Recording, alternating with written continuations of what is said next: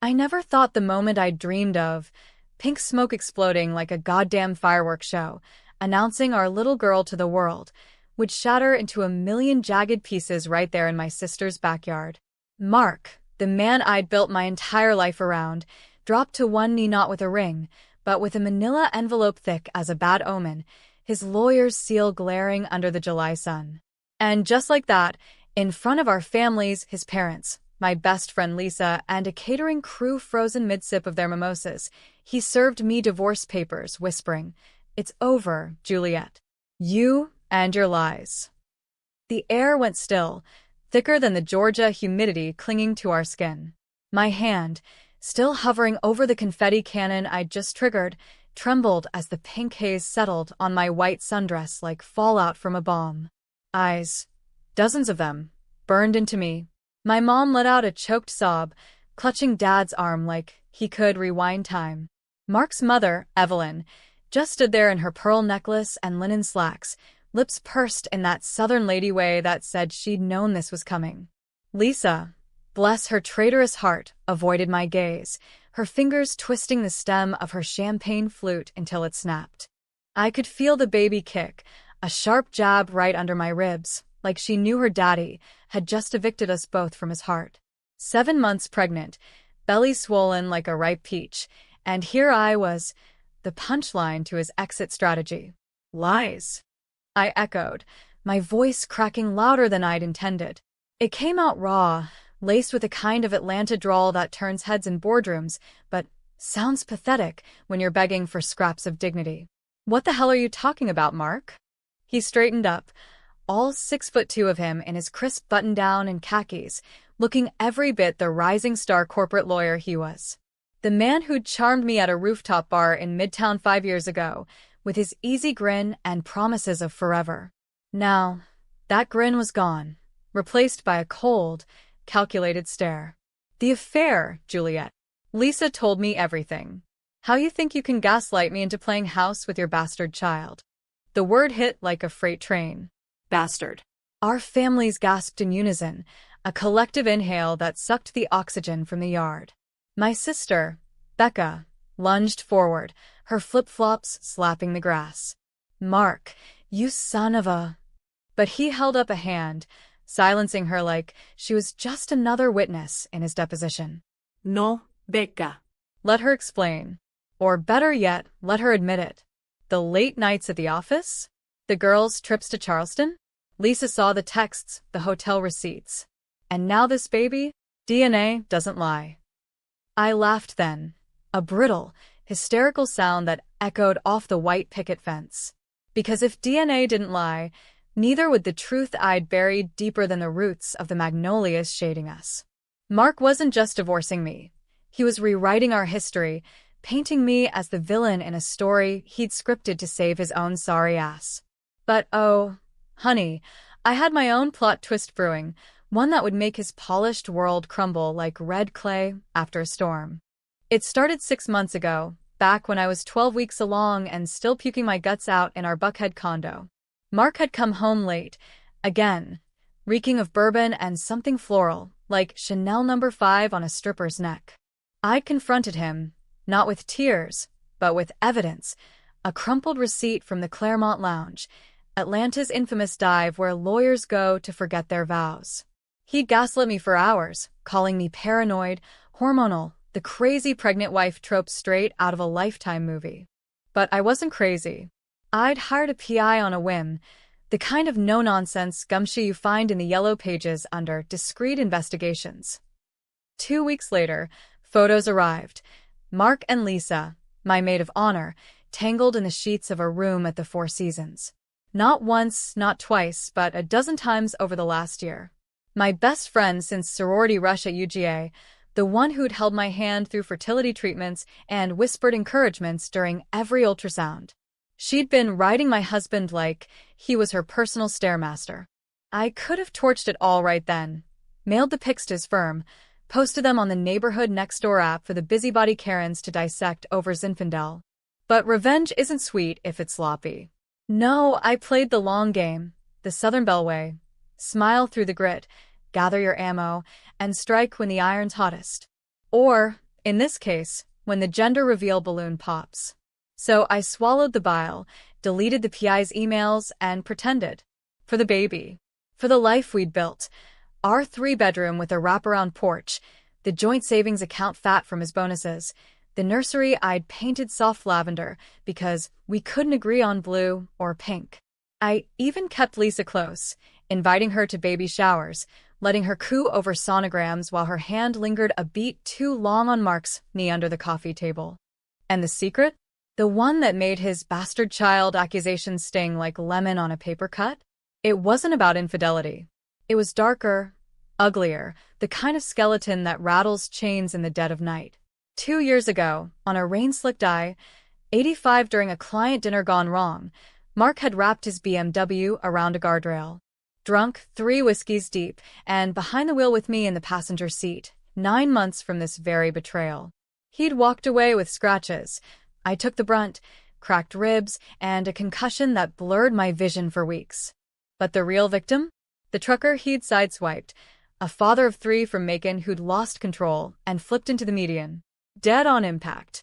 Mark's blood alcohol was twice the limit, but his daddy's law firm connections, old money from Savannah, buried it. They pinned it on me. Juliet was driving, the report said. She panicked in the storm. I signed the plea deal.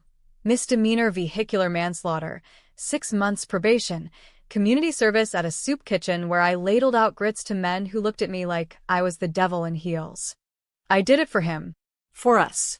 Because love's a blindfold, and Mark's was silk. He promised he'd make it right, swore on his Kappa Sigma pledge pin that we'd start fresh. I served my time, literally, while he climbed the ladder at Sutherland and Associates, landing partnerships I celebrated with store-bought cakes because baking triggered my PTSD from the crash. Now here we were, under that unforgiving sun, and Mark thought he could flip the script. Accuse me of cheating to justify his escape hatch. Lisa finally met my eyes, hers wide with feigned shock, but I saw the flicker, the guilt, the thrill of being the other woman who almost won. Mark, I said, voice steady now, folding the divorce papers into a neat square like they were just another grocery list. You want the truth? Fine. But not here. Not like this. I turned to the crowd, my family and friends clustered like extras in a soap opera. Y'all, give us a minute. Becca, crack open the rose. This party's just getting started. As they dispersed, muttering, shooting pity glances, Mark leaned in, his breath hot on my ear. Sign them, Juliet. Or I'll drag this through family court. Custody, alimony, I'll bury you. I smiled, the kind that doesn't reach your eyes. Oh, darlin', you already have. That night, after the guests trickled out like rats from a sinking ship, I sat alone in the nursery, rocking chair creaking under my weight. The walls glowed under the fairy lights I'd strung up, casting shadows that danced like ghosts. Mark had stormed off to his office, code for Lisa's apartment in Virginia Highland, leaving me with a half-eaten charcuterie board and a belly full of regret. But regret's a two-way street. I pulled out my laptop, the one with the encrypted folder labeled Insurance. Inside, the crash report, tampered but not erased, witness statements from the trucker's family, screaming cover-up, emails from Mark's father to the DA, grease money in plain text. And the kicker? A voicemail from the PI, time-stamped last week. Mark bragging to Lisa about framing the bitch who took the fall for me. Keeps her loyal, you know? I'd recorded it all. Every lie, every late-night confession he'd whispered thinking I was asleep. Not for blackmail. Yet. For the moment when the mask slips. The next morning, I drove to my OBGYN in my old Honda, the one Mark called the beater because it didn't match his image. Dr. Patel confirmed what I already knew. Healthy heartbeat, girl on track. But as I lay there, gel cold on my skin, the wand pressing into the swell of my abdomen, I made a vow. This child, ours, despite his delusions, would never know a father who traded love for leverage. Back home, the divorce papers mocked me from the kitchen island. I shredded them, not with scissors, but with a box cutter, slow and deliberate, imagining Mark's smug face in each slice. Then I called my lawyer, a shark named Rita from Decatur, who'd handled my probation like a pro. File counter petition, I told her. And prep the media packet. We're going nuclear. Rita chuckled, that throaty laugh of a woman who's seen too many men implode. Girl, you sure? This town's small. Mud sticks. Let it, I said. I'm done being the doormat. By afternoon, the wheels turned. Rita leaked the crash details to the Atlanta Journal-Constitution, an anonymous tip, of course, with just enough redaction to hook the editors. Prominent lawyer's wife takes fall for fatal crash. Was justice served? The headline would drop Monday, but whispers spread faster than kudzu. Mark texted at 5:47 p.m. We need to talk. My office. Now. I replied with a single emoji, crown. Let the games begin. Mark's office was a temple to his ego, floor-to-ceiling windows overlooking Peachtree Street, mahogany desk the size of a raft, and walls lined with framed diplomas from Vanderbilt Law, and that one shot of him shaking hands with the governor at a fundraiser. I waddled in at 6:15, 8 months of pregnancy making me feel like a parade float in yoga pants and a tunic that hid the stretch marks he used to kiss. His secretary, a mousy thing named Karen, buzzed me through with a sympathetic side-eye, like she knew the script. He was pacing when I entered, phone glued to his ear, barking orders at some junior associate about a merger. No. Tell them it's non-negotiable. Leverage, that's the key. Irony hung in the air like cheap cologne. He hung up, spun to face me, and for a split second, I saw the boy I'd fallen for. The one who'd serenade me with off-key Springsteen on road trips to Tybee Island. Then it vanished, replaced by the predator. Juliet, he said, gesturing to the leather club chair opposite his desk. Seat. Before you drop that thing. Her. I corrected, easing down with a hand on my lower back. And no, thanks. Standing keeps the blood flowing. To my brain. He snorted, sinking into his throne. Goo. Look, last night. The reveal. It got heated. I didn't mean for it to go down like that. But Lisa, she couldn't keep quiet anymore. The guilt was eating her. I arched a brow, playing the ingenue. Guilt? Over what, exactly? Being your side piece while I'm carrying your child. His jaw tightened, that telltale muscle twitch I'd learned to read like Braille. Don't play victim. You started it. Those trips, the flirting with that contractor guy during the remodel. Contractor guy? I laughed. Genuine this time, the sound bouncing off the glass. You mean Javier, the plumber who fixed our leaky faucet? The one who's gay and married to his high school sweetheart? Jesus, Mark, your imagination's worse than your fidelity. He slammed a fist on the desk, Mont-Blanc pen rolling like a tumbleweed. Enough. Sign the papers, Juliet. I'll give you the condo, alimony for a year. Hell, I'll even cover the kids' college if you keep your mouth shut about everything. There it was, the hook. Everything. The crash, the cover-up, the life I'd mortgaged for his ambition. I leaned forward, palms flat on the cool wood, close enough to smell his aftershave, the one I'd bought him for our anniversary. Shut about what, Mark? The affair? Or the man I let die so you could keep your license to steal? His face drained of color, going the shade of overcooked shrimp at a church potluck. What are you? Rita's filing today. I cut in, voice low, venomous. Counterclaim for fraud, emotional distress, and oh, yeah, intentional infliction from that little stunt at the reveal. But that's just the appetizer. The AJC gets the full menu Monday. Your daddy's emails, the blood work from the crash, the trucker's widow's affidavit. She's suing, by the way. Hired a firm out of Birmingham. Real bloodhounds. He staggered back, collapsing into his chair like a puppet with cut strings. You wouldn't. Juliet, please. Think of the baby. Our families. My career.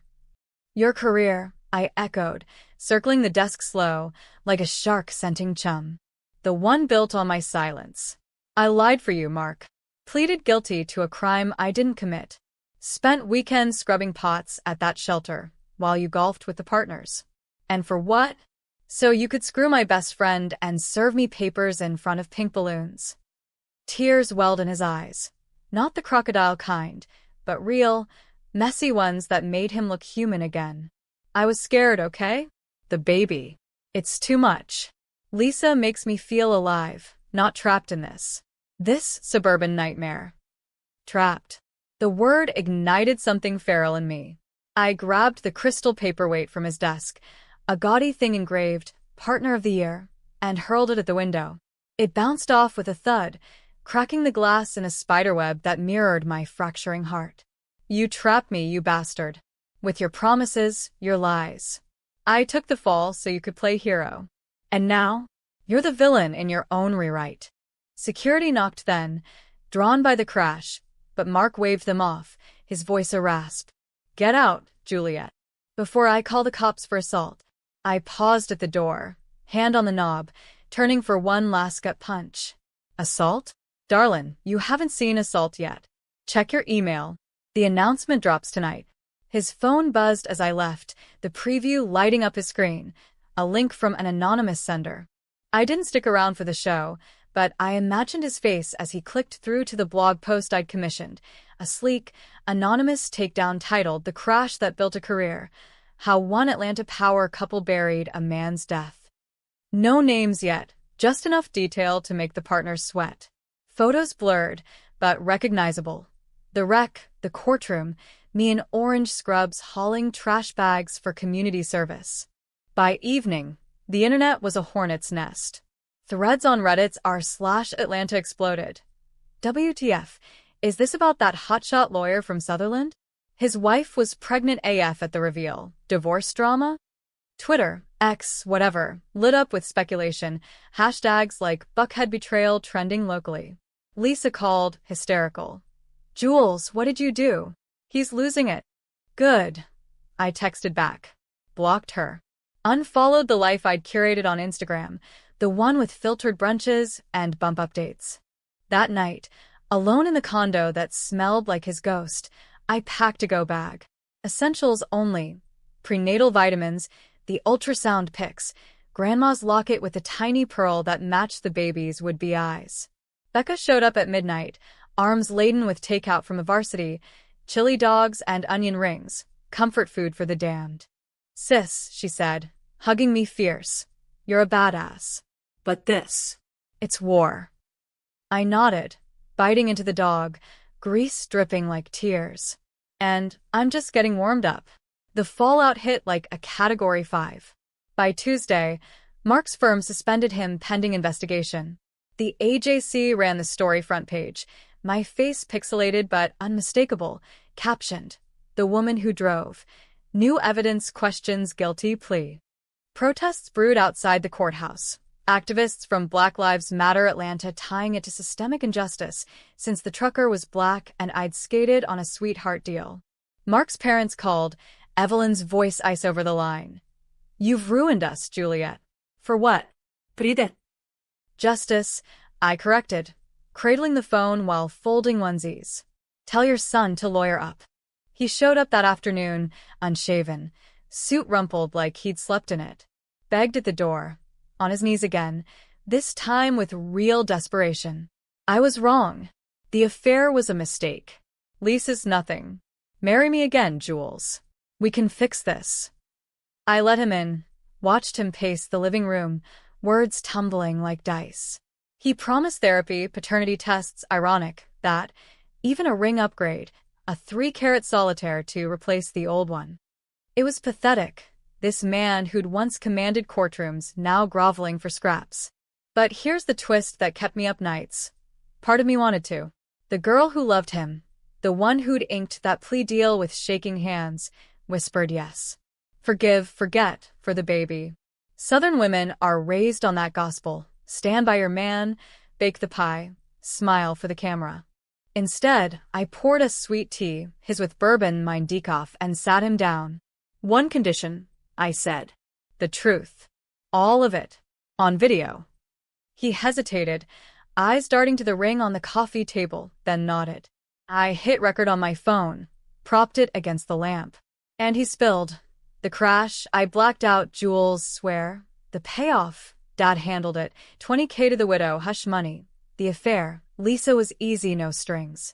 Hour after hour, until the tape ran hot. When he finished, drained and dozing on the couch, I saved the file to the cloud. Sent it to Rita with a note. Exhibit A. Then I left him there, snoring softly, and drove to Becca's. Labor started at dawn, contractions like knife twists, but I breathed through them, gripping the wheel white-knuckled. By noon, in the sterile glow of Emory Midtown, our daughter arrived, 6 pounds even, screaming like a banshee, with Mark's nose and my fire. I named her Riley, after the trucker's widow, a quiet nod to the debt I'd never fully pay. No visitors that day. Just me, Becca, and the tiniest warrior I'd ever met. Mark texted from the waiting room. Can I see her? Please. I typed back. Earn it. The next 6 weeks blurred into a haze of midnight feedings and colic cries that echoed off the condo walls like accusations. Riley was a dream.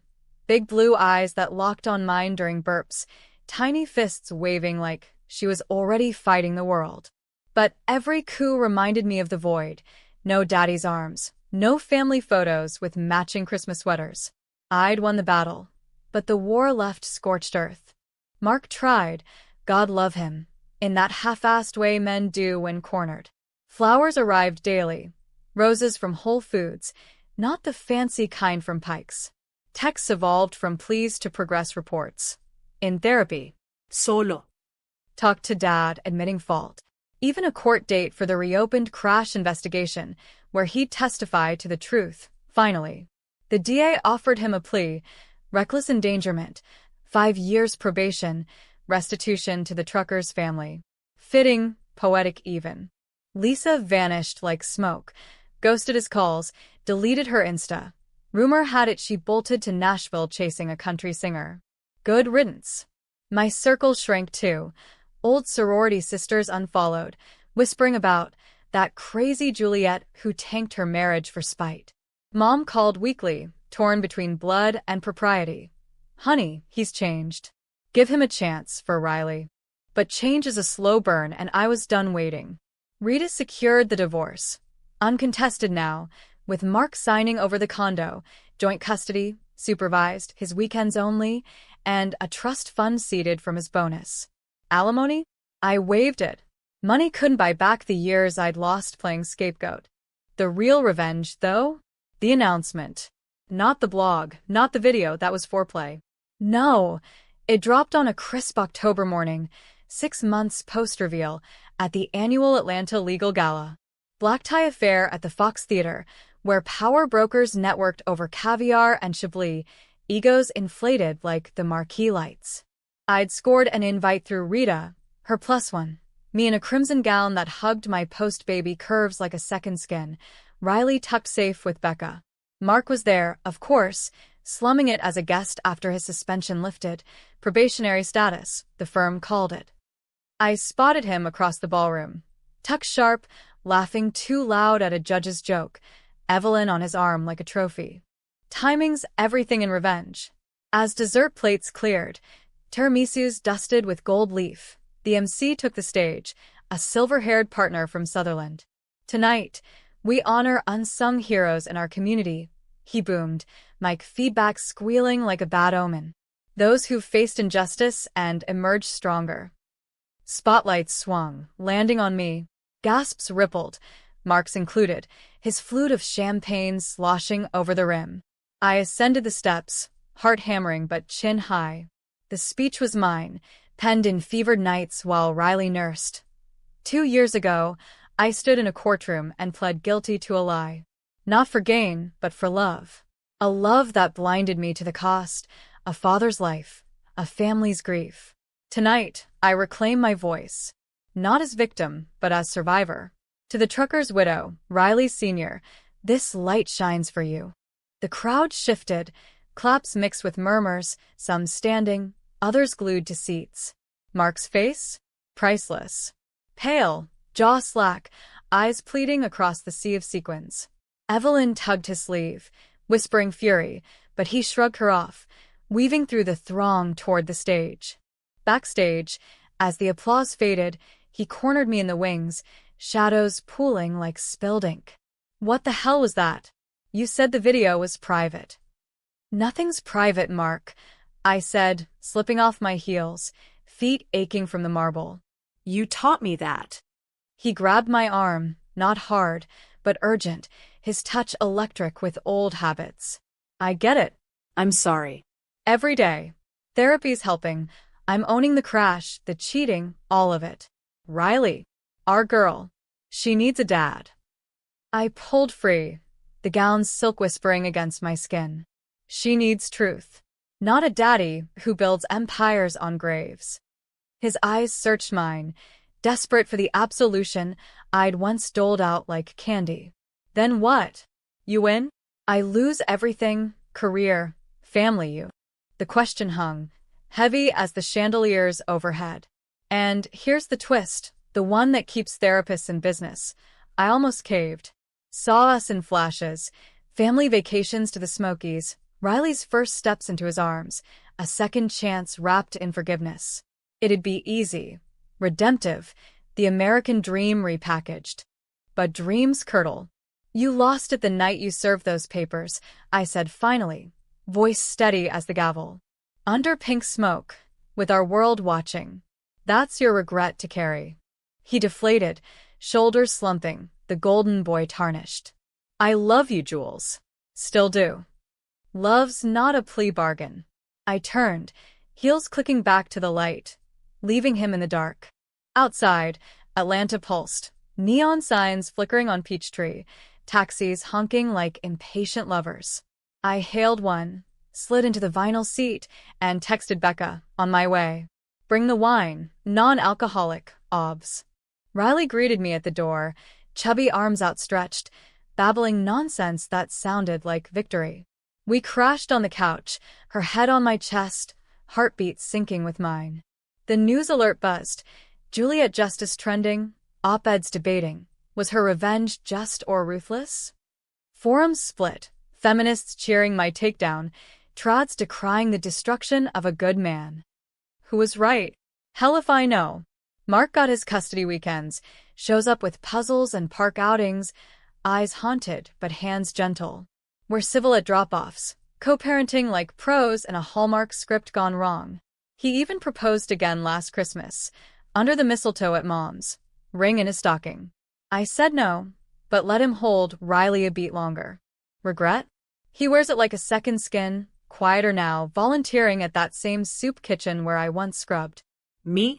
I started a blog, Real One, about second acts, systemic lies in the courts. Book deal pending. Dates? One coffee with a barista who quotes poetry, but my heart's full with her tiny one. Was it worth it? The shatter, the secrets unearthed, the empire crumbled? In the quiet hours, when Riley sleeps and the magnolias rustle outside, I wonder. Revenge tastes like ashes, but freedom? That's the sweet tea on a porch swing, tart and endless. Maybe no one's wholly right or wrong. Just broken people picking up pieces hoping they fit into something whole. Or maybe that's the real lie we tell ourselves to sleep at night. Either way, under that same Georgia sky, I breathe easier. Pink smoke or not.